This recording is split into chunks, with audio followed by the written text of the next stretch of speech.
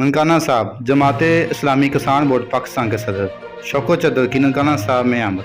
ननकाना साहब सेमिनार से खिताब करते हुए उन्होंने कहा कि हुकूमत पाकिस्तान की जानब से इंडिया से ज़राई तजारत बहाल करने पर किसान बोर्ड इसकी मजम्मत करती है और हुकूमत से मुतालबा करते हैं कि इस फैसले को फिलफौर वापस लिया जाए।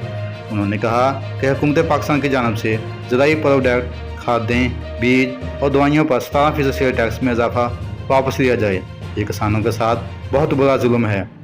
किसानों के तकरीबन 21 अरब रुपए के वाजबात शुगर मिलों से दिलवाए जाएँ। हुकूमत की तरफ से किसानों को महंगी बिजली फराहम करने पर हम इसकी भरपूर मजम्मत करते हैं और हुकूमत वक़्त से मुतालबा करते हैं कि हुकूमत हमारा 5 रुपये 35 पैसे फी यूनिट पैकेज फौरी बहाल करे। उन्होंने हुकूमत से मुतालबा किया कि चोलिस्तान में किसानों के मसाइल हंगामी बुनियादों पर हल किए जाएँ। उन्होंने मज़ीद कहा कि जमात इस्लामी किसान बोर्ड पाकिस्तान की तरफ से 30 मई को लाहौर में अपने मुतालबात के हक़ में भरपूर एहतजाज करेगी, जिसमें मुल्क भर से हज़ारों किसान शिरकत करेंगे। हाफ़िज़ मोहम्मद नवीर कंबो, ननकाना साहब।